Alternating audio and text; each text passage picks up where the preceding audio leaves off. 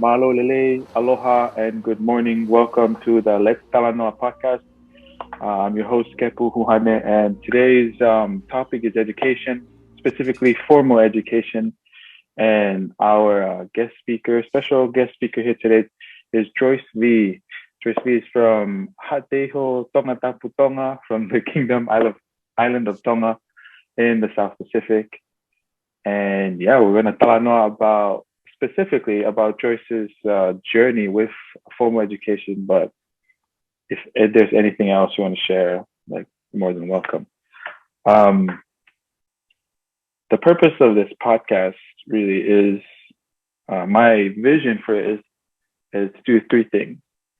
First, to inform, and then to educate and hopefully inspire, specifically Pacific Islander youth, and but it's obviously open to all people to learn from. But yeah, and that's why I want to choose people that I know specifically, and like I'm aware of their successes. Unlike bigger podcasts, they get like big people, whatever that means, to do their podcast. I want to tell, and for a long time, one of the things that's always in my head is this phrase that's always replaying in my head: telling untold stories, right? We always hear about like the books that are published or whatever, the documentaries, the movies, they're always about, you know, these people that we don't know of and we can't relate to a lot of times. And so I want to to do this, to do that, hopefully, to get the everyday person's story told. And we'll see where it goes. So today we have Drois Vi, and I'm going to let you introduce yourself. I know, from what I know you went to Tonga High, and that's quite an accomplishment in itself in Tonga. You have to get the best grades to get into Tonga High. And then you went on a church mission for the Church of Jesus Christ of Latter-day Saints in the Philippines, Legasi mission. Yes. And you're here now. You're still here at Brigham Young University, Hawaii, and you got your bachelor's in English. And congratulations, you're on to the next step. This coming fall, 2021, you're headed to BYU Provo for your master's program. Did I get all of that right? Yes. All right, that's awesome. I guess my first question would have to be, why? Like, why? What's your reason for like just pushing? Like, because it's not easy, right? Right. It's not easy to do all of this. But why are you pursuing formal education? Thank you for the question. Well, I was born and raised in Tonga, and I was raised by a single mom, and just witnessing her working like different odd jobs when I grew up to just put food on the table. I kind of like not kind of like, but I kind of it's in my mind as I wanted to grow up and study hard and become someone famous whatsoever in my little mind at the time, so that I could so that it could be my turn work to feed my mom.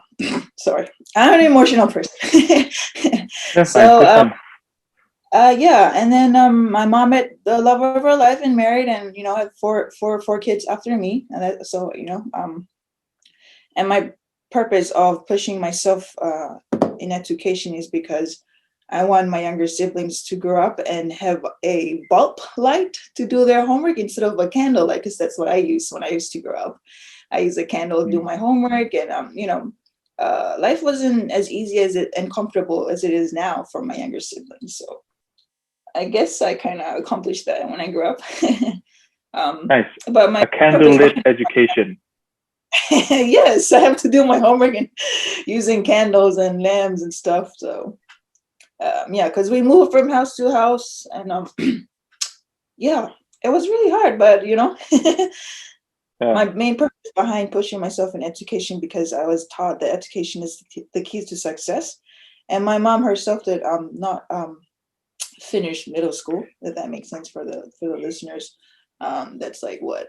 Still, yeah, not even make it to high school. So, but Junior she high, taught, yeah. yeah, junior high, yeah.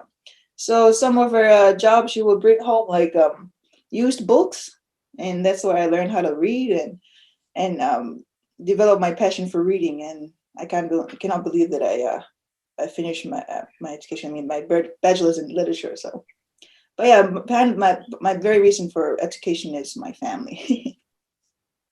Wow, yeah, that's amazing. Because I think, and you can correct me if I'm wrong about this. I love that it's a candlelit education, right? And the thing about a candlelit education is that sadly, it's not specific to you. But what is specific to you is the fact that you overcame. And a candlelit education is not necessarily a bad thing, right? But you, Yeah, like you said, I love that you said that you don't want them, although it's like, it's a good inspirational story that you started from like reading by candlelight. That's not necessarily something that you would want your siblings to go through.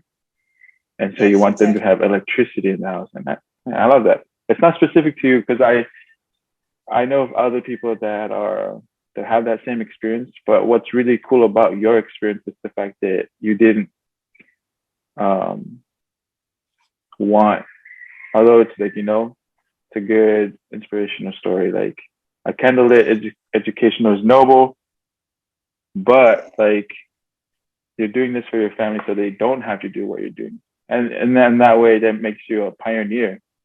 That's a pretty cool thought. Like they're You can gonna say that. talk of you years to come as like my grandma or my great grandma.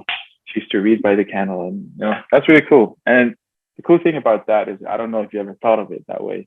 Is that generations from now, I don't know, maybe a great grandchildren or a great great granddaughter will be like reading your history or watching your history, and be like, I'm grateful that Drois Vi made the sacrifices that she did so that I can have the life that I do have right now. That's awesome. Thank you so much for sharing. So you did it for family so that I have a better life. You talked about saying that you wanted to be like famous in your brain when you were a child. Like, what did you mean? Because I think I understand. I think I know. I may have had similar feelings and aspirations, but like, what was in your head when you were thinking that? Right. I guess looking back like 20 years now, I'm like, man, I must be really dumb and famous. You know what? We grew up, watch those movies and cartoons. I'm like, I want to be that person, right? But with the knowledge that I've gained so far with experiences, both hard and easy, my definition for famous right now, it's not has to do with something big and fancy and like on the TV whatsoever. It it could be something like writing an essay or writing a poem or you know um, like sharing my story and my journey through my writings, if that makes sense, or just simply like talking to somebody and doesn't have to be recorded whatsoever. I'm just sharing my experiences and kind of like encourage that person that if I can make it this far in life and education, you can too. So Hmm. that's my famous So maybe definition right now. So would it be right to say maybe famous now, like it's evolved now to not so much famous, but more of like a model figure, a role model figure? yes, right, you're right. Yes, it's a process. I'm not there Right, yet, but I'm not going to give up either. If that makes sense. Like it's a lifelong right. process. Like heading to that point in life that I will look back and said it was worth it. So that's what I Yeah, can that's really find. cool. And you said you want to inspire them with your writing. I remember growing up and in high school, um, the curriculum is the same. We went to different high schools, but I think it was the same. The teachers tried to use um, Pacific Islander writers to incorporate, especially English class, right? Was that the same for you? They would try to, man, I'm trying to remember. I think one of them was a Fijian poet, and they would try to make us read literature and dissect literature from Pacific Islander writers. Do you have one? Do you have like a writer that in mind that was your, doesn't have to be Pacific Islander, but who's your role model as far as it comes to writing to inspire? That's a lot. That's a really good question. In high school, that's where I learned and first heard about Shakespeare. Shakespeare. Yes, but oh my goodness, this is very hard because in my head I was like, the names of the authors and writers are right in my head. I would say Edgar Poe. I don't know, he's a poet, he's an English writer. His main reason behind writing is like the purpose of like touching the people's heart and not just because of fame back then. Because if you look him up, it's pretty famous. Right. Are you talking about Edgar Allan Poe or? Yes, Edgar Allan Poe. Yeah, him. Yeah. Wow. I would say he's my English favorite writer, but I love Asian literature. Asian literature, yes. I love to study Confucius and Taoism, and Buddhism a little bit. I like to compare their teachings, but I like the one thing that I found common in all these teachings of these great people is that it teaches one person to do the right thing, to be good. And yeah, I think so. No, that's very interesting. I'm very interested in Asian cultures too. Not necessarily literature. I don't read a lot of literature. It's just historical, cultural facts about Asian countries, especially Chinese. And you talked about Confucius. Yeah. They're very interesting, especially how their societal structures were made and based on virtues. Yeah. Yes. And how the scholars were like very highly decorated and like they were like, what do you call them? They had a lot of bearings in society because of studying the quote unquote virtues and their mastery of those virtues. And a lot of them was based on Confucius teaching. Yes. My favorite quote by Confucius is like, I hear and I forget, I see and I remember, I do and I understand. Was this weird? I even do it in those pictures when you go out for graduation. I would put as a title at the bottom of my picture because I really like that and I experience for myself, so I can kind of like in my own testimony that what he says is really true. So, how did that quote become personal and true to you? Well, we can all relate ourselves when we grow up. We will hear things from our parents and we're like, you forget. Sometimes you forget the things they taught you, right? But then even like when you see things, like, okay, mom told me like not to touch that because it's going to get burned or whatever. Then, okay, I remember, okay, that it's hot. The flame is hot. But I wouldn't know the flame is hot until I literally put my finger on the flame and then it's hot. Okay, I do and I understand. Okay, now I understand it's hot. Do not touch the flame anymore. So. It's like that quote. For my journey of education. Oh, go ahead. So, sorry. I mean, so applying it for my education is that I really did put in my effort to learn as much as I can and to seek help from the right source of people and all that. And during that, I was doing what I was meant to do, if that makes sense. And then I understand its value to me. So I continue to do it. So I do and I understand. So I keep on doing it, keep on doing what I'm supposed to do. If that makes sense. No, that makes a lot of sense. You need to be proactive. And I mean, then, yeah. There's a quote that I'll never forget. I don't know where I saw it. And it says, experience is the mother of all knowledge. And I love that quote. I mean, basically saying what you're saying. The quote that you just quoted, the Confucius quote, Yes. I saw it in a band room in Tonga, in Liahona High School. What? That's crazy. In big bold letters. That's crazy that you said it because I saw it. My dad is a contractor, construction worker. You know those people in Tonga that do that. And we were doing a job in the band room in Liahona, and he left, and I was just sitting there waiting for him to go get something. And I looked up, and right above the band room, there's that quote.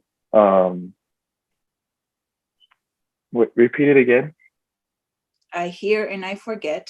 I see and I remember. I do and I understand. Yeah, and that, and I remember seeing that. I was like, "Huh, that's interesting." And I've forgotten about it until now that you just brought that up. And I was like, "Oh yeah, I did see that quote.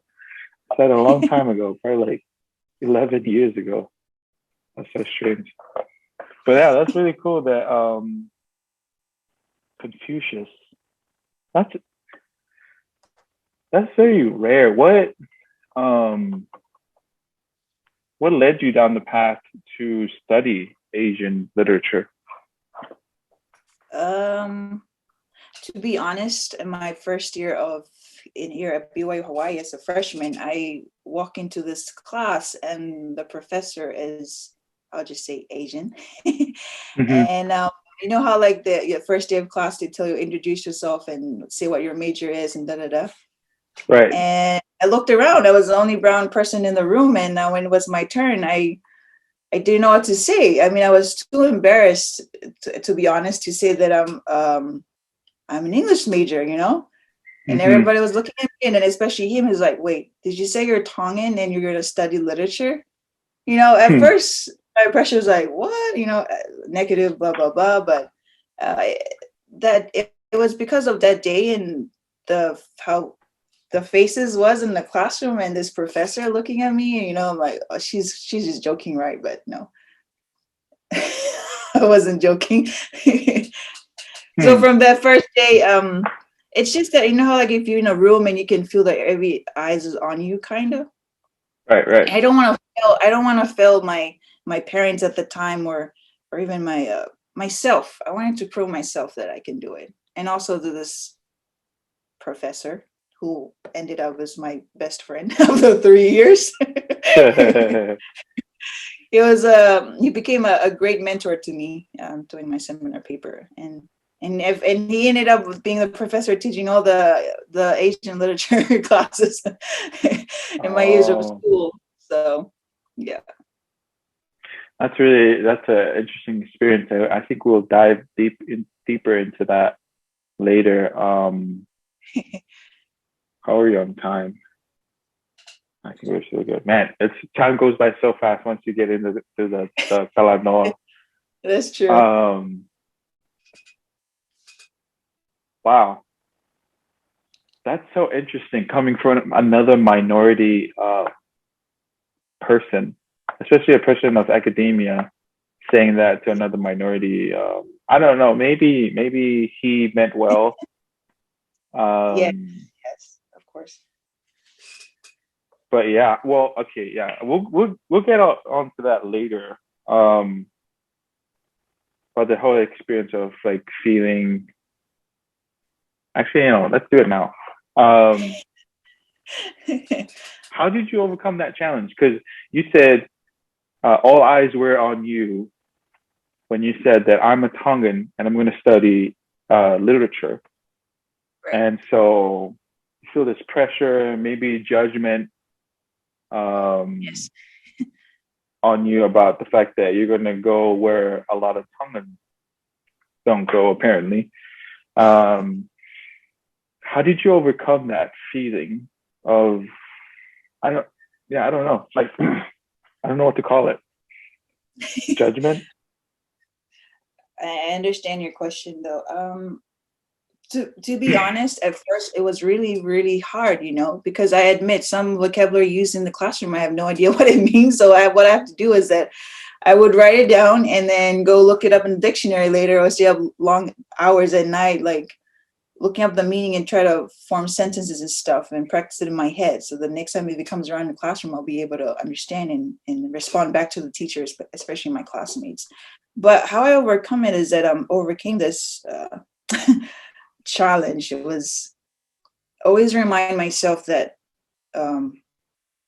that I always have to remind myself the purpose why I'm here to school. Like I'm not here to please anybody, especially my professors, and that I have a voice that has all right as everybody else to share, to speak up. I don't have to like just, oh, what she said is right or what he said is right. I have my own opinions and I have my own voice that I have the same right as them to share in class. So I double my effort in doing the readings, the research and everything so that whoever asks a question, I'm always feel prepared. I'm prepared to answer.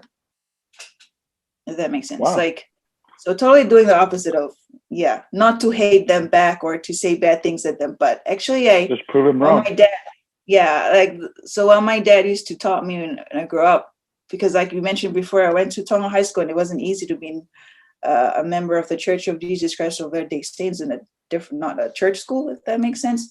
So he always told me like, okay, Joyce, just use those hate and those negativity coming your way as a stepping stone to reach your goal. And I don't mind them kind of, but use it as I like what he said to me, stepping stone, So it's the same thing. I came here to school and that idea was instilled in me. So I used those judgmental expressions and even comments in class that was hurtful, but I used it to step up above them. So good on you. That's amazing. Like that's hard. That's hard to do, to not let people's judgment of you get to you, and instead of using them as a stepping stone. Yeah, it worked. I mean, it's easy. It's easy. I don't know if it's easy. In a conversation like this, it seems like, oh yeah, just get over yourself. Just use their judgment or whatever as fuel to become better and like just succeed. It's easier said than done. Yes, exactly. So when one person said that, I'm pretty sure, well, from my own experiences, when I said that, it coupled with like hard working, and your effort into it, so that it's really worth every step, every like hour you stay up long at night and study and just doing research and asking the right people for help. It's part of like the stepping stones. Wow. Say things and do, just don't say it because it's not going to come to you. You have to make the move. You have to put the work in. So I like that. Say it and then do it. Don't just yeah. That's true, because we can talk a good talk and then just go and be in bed and cry about it. But yes, something in what you said earlier stuck out to me. I also received, especially in Tonga, it was I guess it's the same, but a lot of people always assumed that I either had English speaking parents, or I traveled to the United States a lot, or I lived in like overseas a lot, with how what's the word, proficient I am with speaking English. And a lot of times, like, I get good compliments. I'm like, wow, like your English is really good and all of that stuff. But sometimes you get like people that didn't believe that someone from Tonga could get proficient in English, and they wouldn't say it outright. They're just like, they're trying not to be rude, but in their attempt to try to not be rude, like, I'm intelligent enough to see through it, right? Yes. And be like, okay, you can just say it because I already know what you're trying not to say. Yes. I have that a lot as well. And I guess our message is that, like, it doesn't matter where you're from. Like, you can be successful if you put in the hard work. Especially, you talked about Yes. how in class you would sit there and words that you don't understand being used in class, you would write them down, go home, look it up in a dictionary. And that's work. What people don't realize is that that's work. Yeah, sorry. I even like, so that's one of the things. So the other thing that I always ask my professor after my first day of class is that if you see me raise up my hand like this, that means you have to repeat what you just said. And that's good. I love that you're communicating. Because I think what I feel like we miss a lot especially in classrooms and just relationships in general. And this is something I learned from English, actually. There's a difference between just communicating and comprehending. Because we can talk as much as we can, but if one of us is not understanding what the other person is talking about, and then what's the point? Yeah, only one person is probably talking to him or herself, right? And that's a big thing in English is comprehension. If you read the material and make sure that you comprehend it, they give you questions to answer about it. And I think, that's definitely something that more of our students from the Pacific need to understand, is that you don't just need to communicate, you need to comprehend also. And I love what you did in classes that you tell the professor that me raising my hand is me not comprehending. My raising of my hand is my communicating, telling you that I'm not comprehending what's happening right now.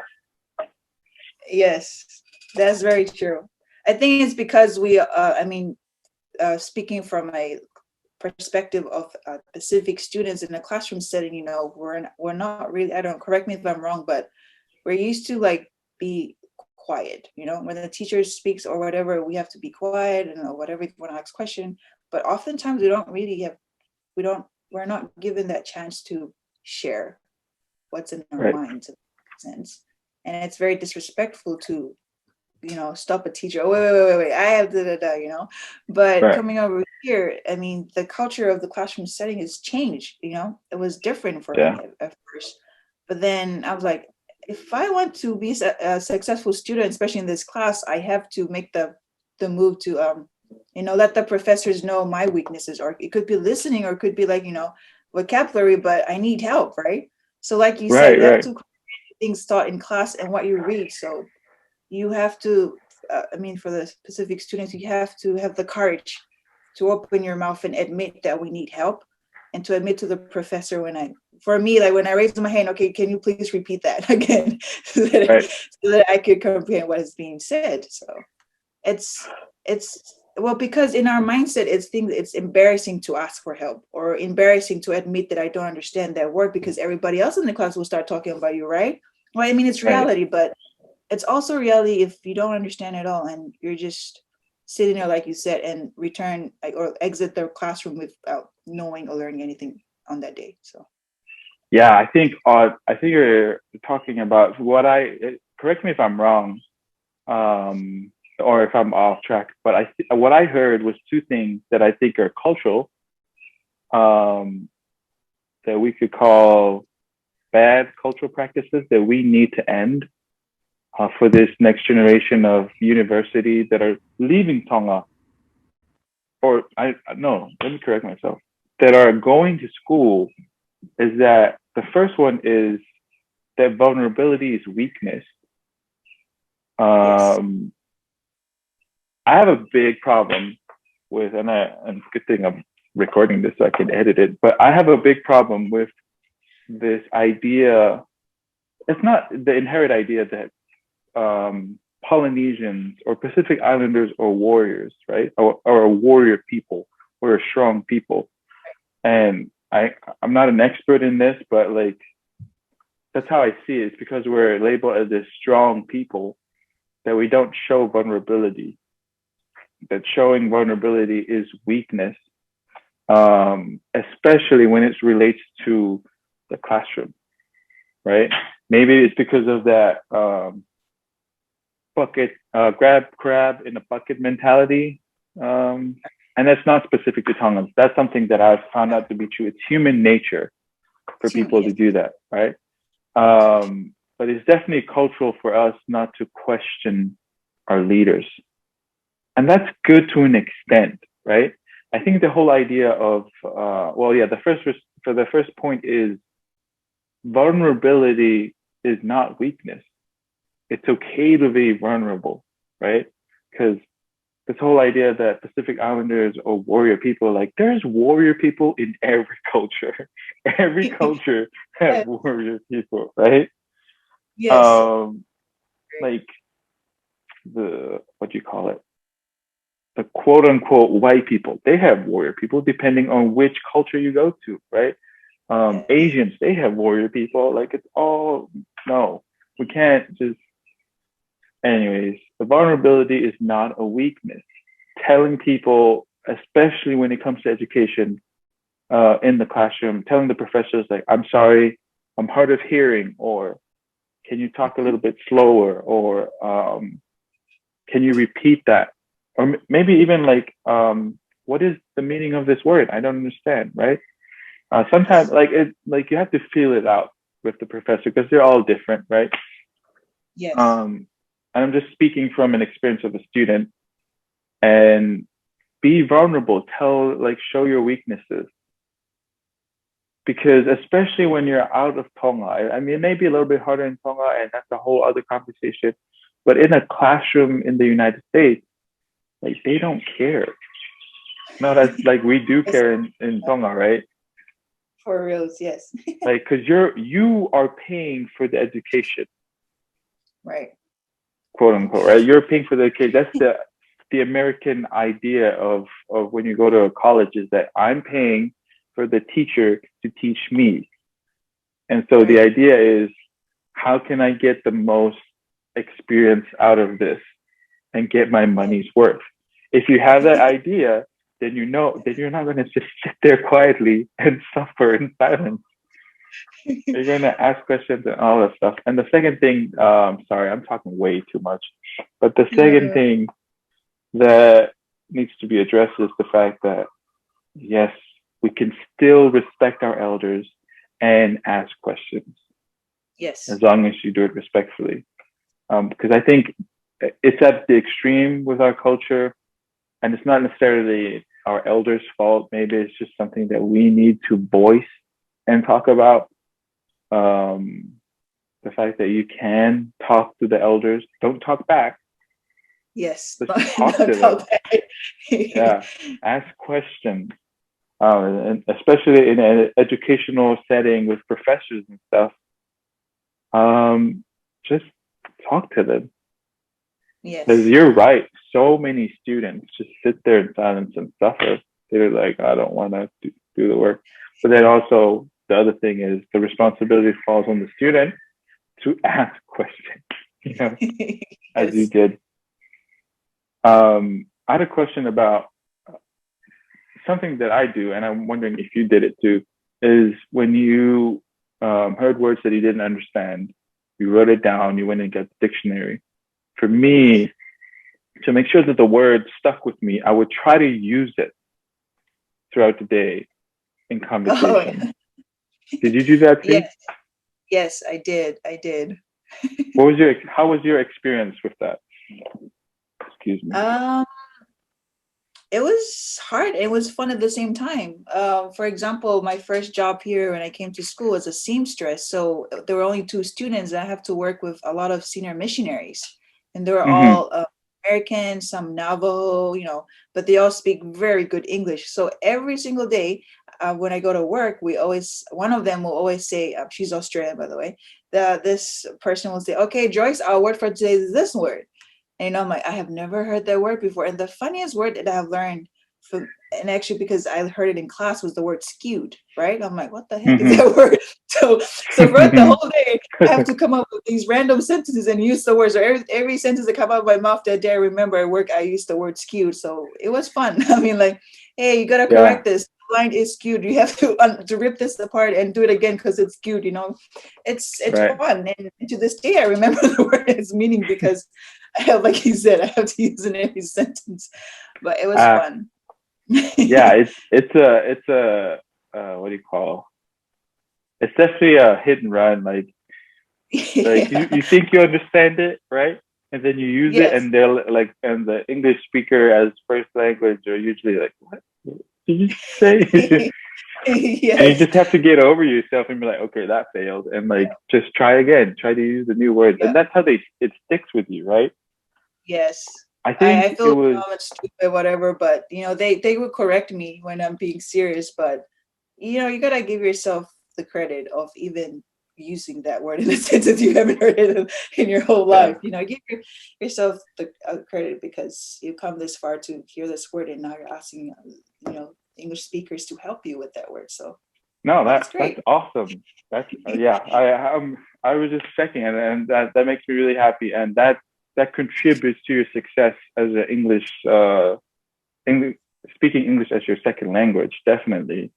I remember in I think 05 or 04 when I went to high school, and Meretamoy Peao, she was the high school principal, and she was trying to promote this new culture of speaking English all the time. And she kept using this one word. I'll never forget that experience because throughout that whole week, I tried using the word on campus. Well, she kept saying enthusiasm. Enthusiasm. And I was just like, what is she talking about? And she was just like, we need to use this new culture with enthusiasm. We need to be enthusiastic about it. And I was just, I don't know what she's talking about. And so I distinctly remember going back to the dictionary and seeing what enthusiasm mean. And I'm like, oh, interesting. And I tried to use it as much as I could. But yeah, that's definitely a great way to practice English and extend your vocabulary, is that when you hear words you don't understand, write it down, look it up in the dictionary, and the most important thing I would say is to apply it. Try to use it. Oh, yes. Application is the important part of the whole the most important part of the whole learning process. True. That's all right. My next question would have to do with the resources. What were resources that were available to you and that you used to help you succeed to where you are right now? Other than like resources like, the library, you can go to the library, books, getting the right books and all of that, I would say it's my support system was one of the important resources that I used in my journey so far in education, because I think it's different for everybody. But for me, my support system is the most number one resources that I always turn to, like, which is my family and my Heavenly Father and our Heavenly Father, if that makes sense. Support system, and then the right people, having the right people around you can reflect what you want it to be in the future, and then because everybody else know the places to go, which is the library to go study, look for books and all of that. But for me, I would encourage everybody to look into yourself and to always remember that you're not alone, and you always have, when our family and friends like not there anymore, you have our Heavenly Father with us. So wow. Sorry. Thank you for sharing. That's amazing. And definitely, it's good. I like that a lot. My next question is, because you talked about support system, right? So your first and main support system that you would go to is God, our loving Heavenly Father, family, and selected people that you would keep around you. Like that included friends, right? The friends that you chose here on campus. Like, how did choosing the right friends help you? And how important is choosing right friends, the right kind of friends for your education? That's a very great question. because for me personally, I would have my bad days, right? And Right. who is there for me is not my mom or my dad, but my friends. They're there for me always. So for me, a friend to me is the very person who's there in time of need, not Mm-hmm. just time of comfort or convenient, but they're there both time, good and bad times, because they're there to remind me, hey, don't give up, hey, you can do this. I would stay up long hours. I don't know how to finish this paper. I'm out of ideas. And, my friends will just let me talk it out, kind of like Talanoa. And it Right. inspired me to pull myself together and finish the paper, even though it's 5 a.m, the paper is due at 7. Right.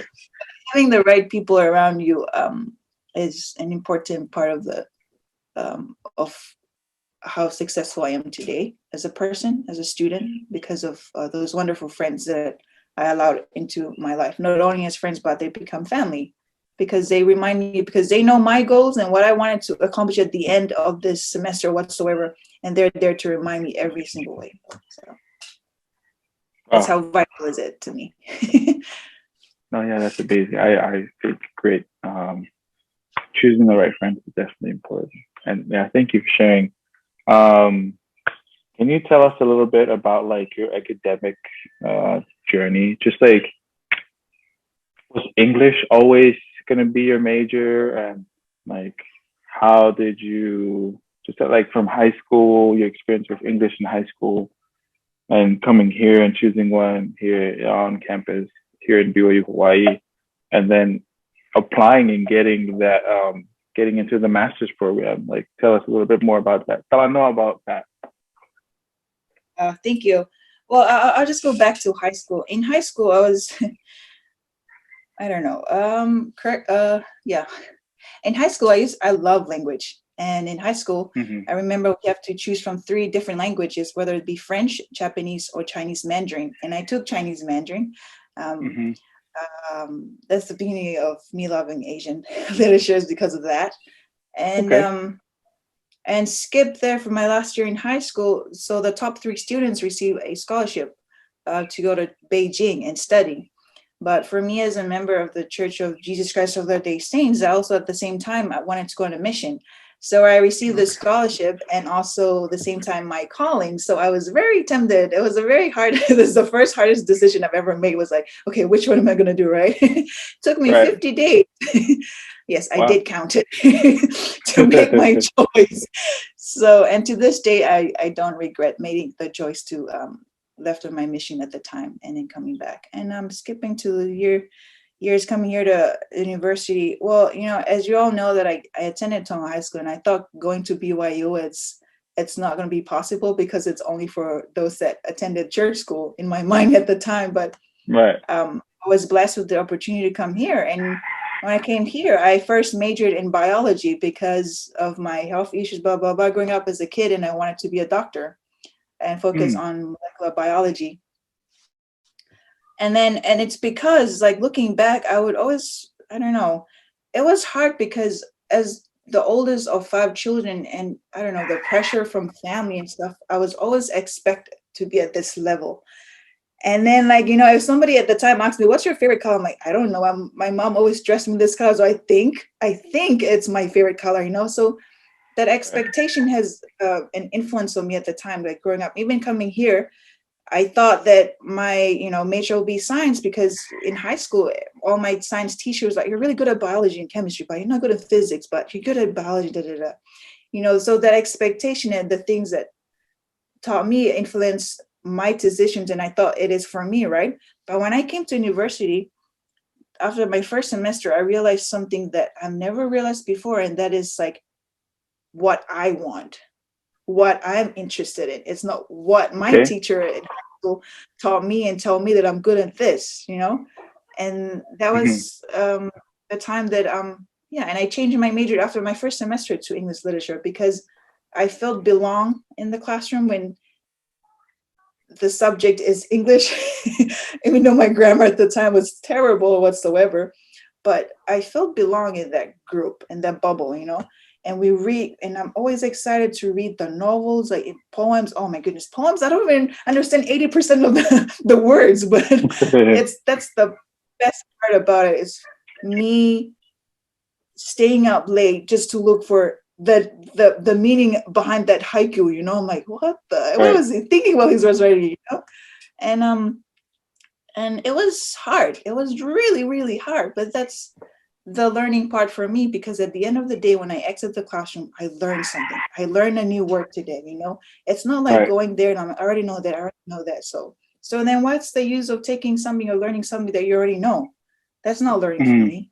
So, and yeah, it's, you gotta discover for yourself what you want, and don't let anybody else dictate that for you. You find that for you. You gotta find it. Even though I found myself my passion in literature, and it's something that's not common, for an islander, but we can do it too. I mean, I can do it. I mean, I'm still in the process of learning it. So it was very, very an exhausting yet rewarding experience. And skipping it to, I graduated in 2019. I had a full contract with PCC, Polynesian Culture Center, to be their newsletter editor. But unfortunately, COVID hits in March, so the company closes down, and I lost my job and stuff. So I've been jobless for a couple of months. And during those months, I'm like, ask myself, man, all this effort, all this stuff is gonna go down the drain, because I have my plan set up, and it just, and this is what I meant about having the right type of people around you.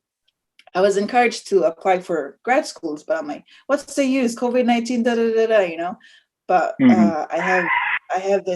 I have my very few group of friends that I'm like, you should just try. And I have my relatives here with me that say, you have no excuse now to not fill up an application, at least one or two or three, and submit, because you don't have a job, blah, blah, blah, right? And I would admit, I'm telling you, it's not even an easy process to even fill up an application for grad school. But having the right people around you help you with that, because to be honest, I submit those applications doubting myself that I'll even get to any. I'm like, I'm just gonna do it because they tell me to do it. So I did, and in February, I literally cried in front of my screen, actually right outside over here. Good thing I was alone in the office at the time.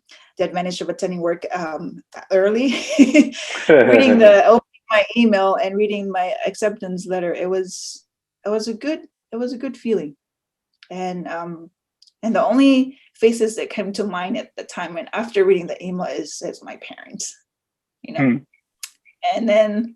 Yeah, I called my mom. My mom screamed. She was in the bakery at that morning, and my dad was he was on a rooftop. Working. He was also working do the constructions contract and stuff. So right. I told my mom, stop screaming at the bakery. It's embarrassing. I'm like, Dad, do not jump off the rooftop. I don't want you to. So it was a beautiful feeling that I dedicate to my parents and wish they were here, but thank goodness for technology, because I was able to see their faces. So yeah. Sorry. So that's thank you. Thank you so much for sharing that beautiful experience. I'm trying so hard not to cry too. I'm very emotional too, and that's a beautiful experience. The more that we're talking about this, I think I want to name this episode Drois Vi, a Candlelit education, because and you can disagree with me and tell me if you don't want that to be the title, but I like, the more that we're talking about it, that just keeps coming back to me, a Candlelit education. Yes, and and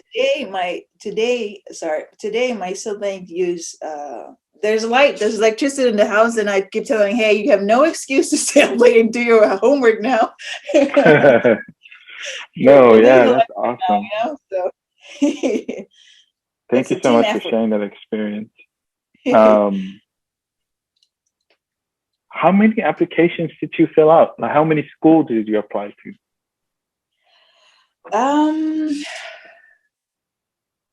I applied to one school, but two different programs. I got denied for the other and got accepted to the other. Oh, okay. Wow, that's that's a risky move. Like you only apply to one school, but two different different programs. Yeah, I think because I know of people that will apply to like 10 schools, like two different, like hoping they would get something. But wow, that's. And I'm not going to use the word luck, but I think blessed, because blessed is a more appropriate word because you put in the work. Luck has nothing to do with it. Like your credentials and your essays, they spoke for themselves. Yeah, because I know that luck has nothing to do with getting into a program like this, like college or even, and especially with a master's program in BYU, Hawaii. And I think that's our time. Like, there's so much more that we could talk about. And maybe you can come back on for another episode after you get your master's program. Just kidding. And maybe even after your PhD, I'm gonna like, hey, remember you were in my first episode. So I owe you a second episode. Oh, now it's on. Now you gotta get your PhD just for that second or third episode. Don't do it for your family. Do it for the podcast.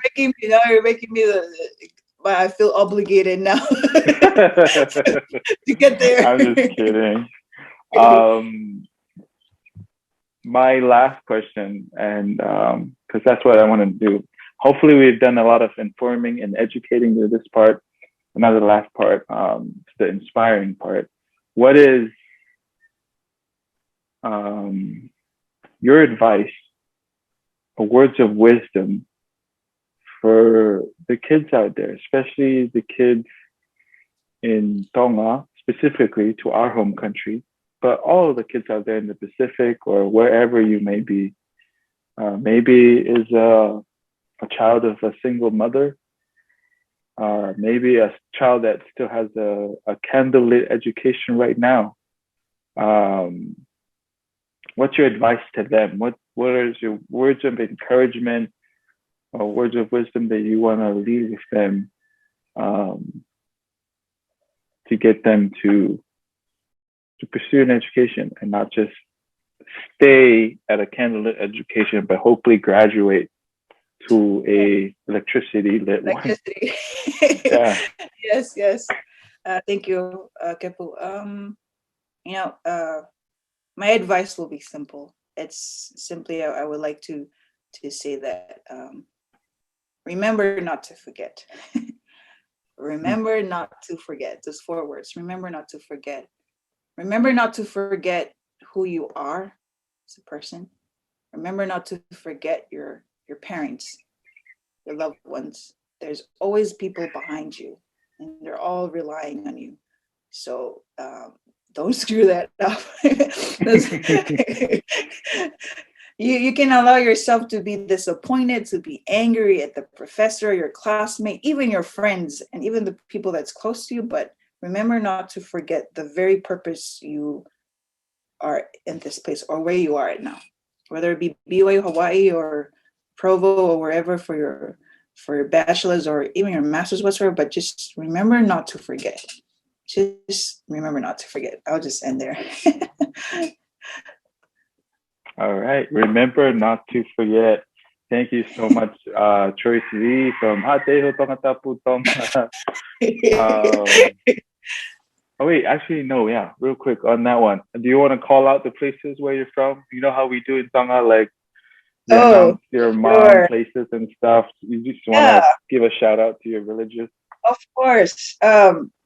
So I grew up in Kolofo'o, actually. We moved to Hateho in 2005, so I would like to give credit to my Kolofo'o family. Okay. And then my Hateho Ohana. My mom's from Ha'apai, and I'm blessed with a father from Niua Toputapo, Palehau. So, hey, Natata in the house. Hey, let's go. Yes. I'm Natata too. But yeah, thank you so much, Drois Vi of Ha'apai and Niua Toputapo, Kolofo'o, and Hateho, for being with us and talking about formal education. And I'm so grateful that you took that time out of your day to do this. And I just want to say thank you in behalf of whoever's going to benefit from this, because this conversation, I'm learning so much and I'm getting inspired too.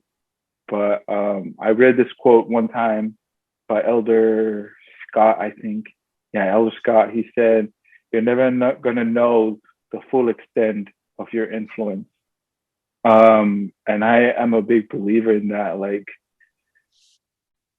and I try to do that. That's what I try to do in my social media. I try to promote positivity, and hopefully what I post and hopefully what I put out there will help at least one person.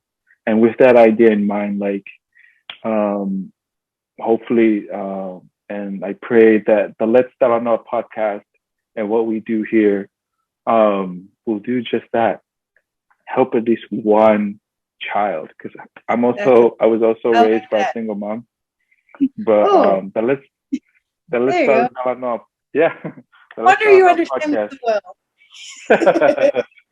Yeah, the Let's Talanoa podcast is to hopefully do that, is to like I said, inform, educate, and inspire our youth specifically.